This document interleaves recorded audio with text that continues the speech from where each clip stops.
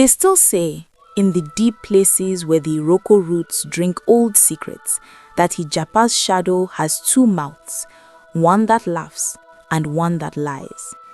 The elders of the animal kingdom used to warn the young ones with a hush in their throats. Beware the tortoise who speaks softly, for his tongue can tie a rope around your hunger. In those days, the forest was not wild the way strangers imagine it. It was a kingdom with order. Paths were swept each market morning. Termite mounds stood like red earth palaces beside the footpaths. The River Omi ran with patient authority, carrying gossip from one bank to another, and at the bend where the water slowed, a shrine of stones and cowries sat under an ancient Iroko, as if the tree itself was a priest with a green beard. In the village clearing, a wide circle of packed clay served as the square. There, the talking drums spoke in quick syllables when councils were called. The elders sat on carved stools, their walking staffs polished by years of decisions. The market women arranged calabashes of smoked fish, kola nuts, and palm oil, while the scent of pepper leaf rose and danced with the harmattan dust. Ijapa the tortoise lived near the edge of the square, in a low house of woven reeds and clay that always looked smaller than it should, because his ambitions were bigger than his doorway. He moved slowly, as tortoises do, but his thoughts ran like a monkey chased by wasps. He was known for wit that made listeners clap, and for selfishness that made them check their baskets afterward. When he passed, some animals greeted him with respect, some with caution, and many with both. Yanibo, his wife, carried a different kind of strength. Her eyes did not rush to answer. They settled on a thing and weighed it. She had the patience of a river stone. When Ijapa spoke, she listened for what he did not say. She had learned that in marriage, some storms come with thunder and some come with silence. That season, rain had been scarce. The yams in some farms grew thin. The hunters returned with less meat, and even the grass cutter, who always strutted, began to walk with a quieter stomach. But the kingdom prepared for the festival of new yams all the same, because a people that forgets to gather soon forgets to live. The elders declared that each household must contribute to the communal feast, and the food would be kept in a large sacred storehouse near the Iroko shrine, guided by taboo and watchfulness. When the announcement reached Ijapa's ears, something sharp woke inside him. His mind touched the thought the way a tongue touches honey. "Yanibo," he said that evening as the sun sank like a red coin into the trees, "this festival will be a river of food. The wise drink from the river before it dries." Yanibo was stirring a pot. The smoke curled around her face, and the smell of bitter leaf rose. She did not turn. "The river belongs to all. A river that is forced will break its banks," she said. Ijapa laughed as if she had told a joke. "You speak like an elder," he said, "but elders also know how to eat first without being seen." Yanibo looked at him then. Her gaze was calm, but it held warning. "Ijapa," she said, "the elders say, a person's words do not finish in the mouth. Whoever talks too much will reveal himself. Your tongue has always been faster than your feet." Ijapa waved a hand as though brushing away a fly. "My tongue is my staff," he said. "It carries me where legs cannot." In the days that followed, the village square filled with preparations. The antelope men carried bundles of firewood. The buffalo helped press the red earth smooth for dancing. The women of the market roasted corn and pounded yam, singing work songs that rose and fell like breath. Every household brought something to the storehouse: baskets of yams, calabashes of palm oil, smoked bush meat, dried fish, and gourds of honey. The storehouse, with its thick wooden door and cowrie-studded threshold, became fat with plenty. And Ijapa watched. He greeted everyone. He laughed with the monkey. He bowed to the elders. He praised the priest of the shrine, the old chameleon whose eyes seemed to see both past and future. But behind his smiling shell, his desire grew. He wanted more than food. He wanted to be spoken of. He wanted his name to sit on people's tongues like kola nut. One afternoon, when the sun was high and the shade under the Iroko was crowded with elders, Ijapa approached the council with a respectful stoop. "My fathers," he said, voice soft like cloth, "I have been thinking. Thieves are like smoke. They slip in where eyes grow tired. The storehouse is heavy with blessings. If a hungry hand enters at night, we shall wake to shame." The elders murmured. They had heard of jackals from the far bush and of wild dogs that crept at dusk. "What do you suggest, Ijapa?" asked Old Elephant, whose ears were broad like doors. Ijapa raised his head a little, careful not to look too proud.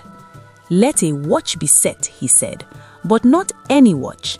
A watch must be clever, because cunning thieves do not fear loud mouths, they fear sharp minds. If you permit it, Ijapa will guard the storehouse at night. My shell is strong, my ears are awake, and my wisdom is known." Yanibo, who had followed at a distance, felt her stomach tighten. She knew that when Ijapa offered himself, it was not sacrifice, it was a path. The chameleon priest clicked his tongue. "A lamb that follows the eater of meat should know it follows blood," he said. Ijapa smiled as if the proverb was praise. Old Elephant considered. The kingdom respected volunteering, and they feared loss. Finally, he nodded. "Let it be so," Elephant said. "Ijapa will guard the storehouse for 3 nights before the festival, but the shrine's taboo stands. No one eats what is set aside for the community." Ijapa bowed low, his eyes shining. That night, the moon climbed and poured pale light on the path. Crickets stitched the darkness with sound. Yanibo sat by her doorway weaving palm fronds when Ijapa picked up a carved staff he did not usually carry. "You are going," she said. "I am going to protect the kingdom," he replied, as though saying he was going to drink water. Yanibo's voice was gentle, but it carried weight. Protection and temptation sit on the same mat. Do not sleep too close to the fire. Ijapa laughed quietly. "A woman's fear is like a drum with a loose skin. It makes noise for nothing." He moved into the night, slow step after slow step, and the darkness swallowed him. At the storehouse, the air smelt of yam skin and smoked meat. The cowries at the threshold gleamed faintly. Ijapa sat with his back against the door, staff across his lap. For a long time he listened. For a long time he waited. And as the night deepened, hunger rose inside him like a spirit knocking. He stood, testing the door. It was bad from the inside, but Ijapa had helped repair the storehouse once. His hands remembered what others forgot. Near the back wall, beneath woven mats, there was a small opening used for airing the yams. It was narrow, but narrow is a word that does not scare a tortoise who has squeezed through shame before. He wriggled in, shell scraping wood, breath held. Inside, the darkness was thick with stored abundance. He did not take everything. No, Ijapa was clever. He took enough to satisfy hunger and to feel powerful, but not enough to be noticed at once. He ate roasted yam, licked palm oil from his fingers, chewed smoked meat slowly so the joy could last. Then he returned to his place by the door, wiping his mouth as though he had been fasting. On the second night, he ate more. On the third, still more. Each time he told himself, only this, only that. Each time his pride grew like a god in the rain. By morning, whispers began. A basket seemed lighter. A calabash looked disturbed. The elders frowned. The antelope women counted their contributions with tight lips. The chameleon priest came to the shrine and cast cowries on a woven mat, watching how they fell. "The storehouse has been opened by a hand that knows its bones," he said, "not a stranger's hand." A council was called beneath the Iroko. The talking drums spoke urgency. Animals gathered, their voices buzzing like bees. Old Elephant lifted his staff. "We have taboo, we have law, yet food disappears. Who watches the watcher?" Ijapa stepped forward quickly before suspicion could gather like clouds. "My fathers," he said, "this is serious. A thief is among us. But I, Ijapa, have slept at the storehouse each night. Not even a mouse has passed." Yanibo, standing among the women, felt the heat in her throat. She looked at Ijapa's mouth. She saw the faint shine of palm oil that had not fully left his lips. The chameleon priest's eyes narrowed, one on Ijapa, one on the crowd. "Let the spirits of balance hear us," the priest said. He brought out a small calabash with kola nuts and poured a little palm wine at the base of the Iroko. He spoke quietly, not as a show, but as someone greeting what cannot be seen. Then he turned and said, "A tongue that claims too much invites the ear of the unseen." Ijapa shrugged. "I fear no unseen thing," he said. "My mind is my Orisha." A low murmur ran through the crowd. Even the wind seemed to pause. The priest asked for the storehouse door to be opened. Elders and witnesses went with him. Ijapa walked proudly at the front, staff tapping the ground like he was already victorious. Inside, the priest inspected the back wall. He lifted the woven mat. He found the narrow air opening, its edges scraped. He said nothing at first. He simply bent and touched the scrape marks, then brought his finger to his nose. "Palm oil," he said softly. All eyes turned to Ijapa. Ijapa laughed too loudly. "Palm oil is everywhere during festival season," he said. "Even the air sweats it." Old Elephant's voice was heavy. "Ijapa," he said, "show us your staff." Ijapa hesitated for the first time. The staff was carved, yes, but its lower part was darker, stained faintly with grease and yam fiber. In his eagerness, he had used it to pry a mat and steady himself. He held it out with a smile that did not reach his eyes. The priest spoke then, and his voice was like the river when it finds a stone. "If a person soils his hands, it is with his hands he will wash," he said. The elders searched Ijapa's house. Beneath a sleeping mat, they found bones wrapped in leaves. In a corner, they found a small calabash of honey with the seal broken. Yanibo did not cry. Her face was quiet, but the quiet was deep. She stepped forward, and her voice did not accuse, it simply revealed. "I warned him," she said. "He hears only the sound of his own cleverness." Ijapa's tongue began to run, as it always did. "You do not understand," he turned from one face to another.